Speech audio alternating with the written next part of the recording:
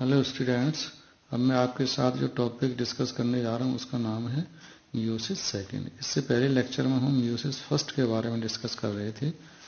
Meiosis first में जो है एक मात्र कोशिका से दो पुत्री कोशिकाओं का निर्माण होता है, जिनमें क्रोमोसोम्स की संख्या आधी रह जाती है। लेकिन म्यूसिस सेकेंड जो होता है वह समसूत्री विभाजन के समान ही होता है। इसमें क्रोमोसोम्स की संख्या जो है मात्र कोशिका के बराबर ही रहती है, अर्थात इसमें क्रोमोसोम्स की संख्या घटती नहीं है। म्यूसिस सेकेंड जो होता है ये निम्न स्टेप्स में पूर्ण होता है: prophase second, metaphase second, anaphase second तथा टीलोफेज सेकेंड। प्रोफेज सेकेंड में ये प्रोफेज सेकेंड जो होता है ये अल्पकालीन अवस्था होती है और ये समसूत्री विभाजन के समान ही अवस्था पाई जाती है। इसमें जो है क्रोमोसोम्स जो है कुंडलित अवस्था में ही दिखाई देते हैं और क्रोमेटिड जो होते हैं सेंट्रोमियर पर जुड़े रहते हैं और क्रोमोसोम्स एक्स रूपी संरचना के रूप में दिखाई देते हैं। और इसके अंत में केंद्रक झिल्ली जो है विलुप्त हो जाती है। मेटाफेज अवस्था में जो है क्रोमोसोम्स कोशिका के मध्य भाग में जाकर के अरेंज हो जाते हैं स्पिंडल फाइबर्स की सहायता से और इक्वेटोरियल प्लेट का निर्माण करते हैं। एनाफेज अवस्था में क्रोमोसोम्स जो है अलग अलग पोल्स की तरफ जाने लगते हैं, क्योंकि प्रत्येक क्रोमोसोम जो होता है क्रोमेटिड पर सेंट्रोमियर पर भी डिवाइड होकर के दोनों क्रोमेटिड अलग अलग क्रोमोसोम्स के रूप में कार्य। टीलोफेज अवस्था में पूर्णतः पोल्स पर पहुंच जाते हैं और अंत में साइटोकाइनेसिस की क्रिया के द्वारा एक माइक्रोस्पोर का टेट्राड या अपन कहेंगे 4 हैप्लॉइड सेल्स का फॉर्मेशन होता है।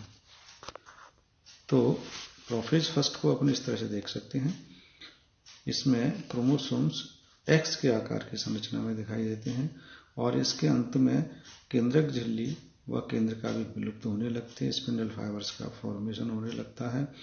यहाँ पर ये जो है ध्यान रखने वाली बात है कि म्यूसिस सेकेंड में डीएनए का सिंथेसिस नहीं होता है, न ही क्रोमोसोम्स का डुप्लीकेशन होता है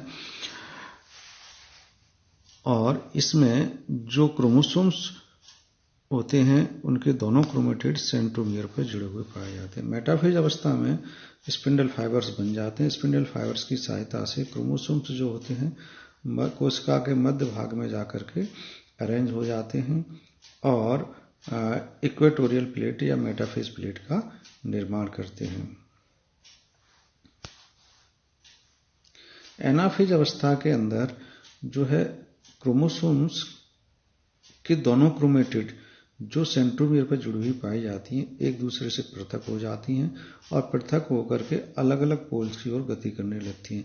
अब यह क्रोमेटिड्स जो है क्रोमोसोम्स के रूप में कार्य करती हैं।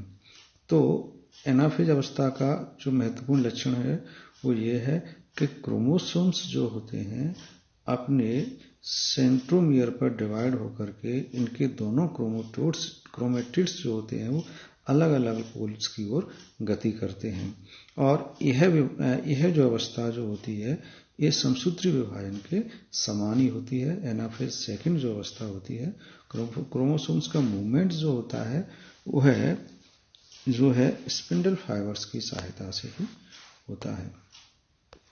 नेक्स्ट जो स्टेज है वो टीलोफेज अवस्था है।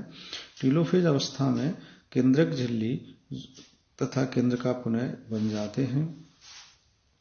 क्रोमोसोम्स जो है उनकी जो है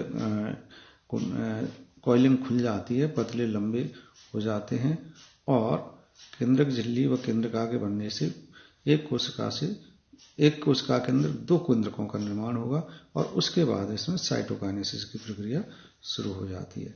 तो टीलोफेज के अंत में केंद्रक झिल्ली भी बन जाएगी और जो है क्रोमोसोम्स की कॉइलिंग खुल जाएगी और आप देखेंगे कि प्रत्येक कोशिका में 2-2 केंद्रकों का फॉर्मेशन हो जाएगा। उसके बाद में जो है साइटोकाइनेसिस की प्रक्रिया शुरू हो जाएगी, जिससे जो है इसके अंत में एक कोशिका से 2 कोशिकाओं का निर्माण होता है जो हैप्लॉइड होती हैं, जो कि गैमेट्स के रूप में कार्य करती हैं।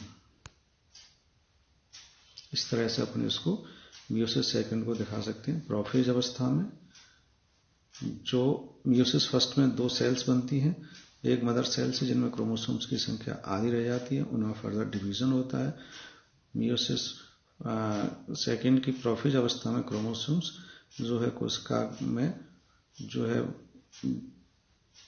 कोशिका केंद्र के अंदर जो है कॉइलिंग अवस्था में ही दिखाई देते हैं, लेकिन इनके बाहर इसके अंत में केंद्रक झिल्ली जो है विलुप्त हो जाती है और मेटाफेज अवस्था में केंद्रक झिल्ली पूरी तरह से विलुप्त हो जाती है तथा क्रोमोसोम्स स्पिंडल फाइबर्स के बनने से उनके कोशिका के मध्य भाग में जाकर के अरेंज हो जाते हैं तथा मेटाफेज प्लेट का निर्माण करते हैं। एनाफेज अवस्था में इन क्रोमोसोम्स के क्रोमेटिड्स एक दूसरे से पृथक होकर के गुणसूत्रों के रूप में कार्य करते हैं, अलग अलग गुणसूत्रों के रूप में कार्य करते हैं और ये अलग अलग पोल्स की ओर गति करते हैं, जिससे क्रोमोसोम्स की संख्या यहाँ पर कांस्टेंट रहती है। तो इस तरह से ये 4 मियोसिस सेकंड के अंत में 4 हैप्लॉइड सेल्स का निर्माण होता है जो गैमेट्स के रूप में कार्य करती हैं। अब यदि मियोसिस के सिग्निफिकेंस की बात की जाए, इंपॉर्टेंस की बात की जाए, तो मियोसिस के द्वारा जो है पीढ़ी दर पीढ़ी सजीवों में क्रोमोसोम्स की संख्या निश्चित बनी रहती है, क्योंकि इनके द्वारा इस विभाजन के द्वारा हैप्लॉइड सेल्स का निर्माण होता है और फर्टिलाइजेशन के पश्चात पुनः इनके फ्यूजन के द्वारा जो है डिप्लॉयड कोशिका का निर्माण होता है और जिससे आगे जाकर के जो है एम्ब्रियो बनेगा और एम्ब्रियो से नए सजीव का फॉर्मेशन होता है। तो कहने का अर्थ यह हो गया कि एक पीढ़ी से दूसरी पीढ़ी में क्रोमोसोम्स की संख्या को निश्चित रखने के लिए, क्रोमोसोम्स की संख्या को स्थिर रखने के लिए अर्धसूत्री विभाजन आवश्यक होता है। इसके अलावा जो है अर्धसूत्री विभाजन में क्रॉसिंग ओवर की प्रक्रिया पाई जाती है, जिससे अगली आने वाली पीढ़ी में भिन्नताएं उत्पन्न होती हैं।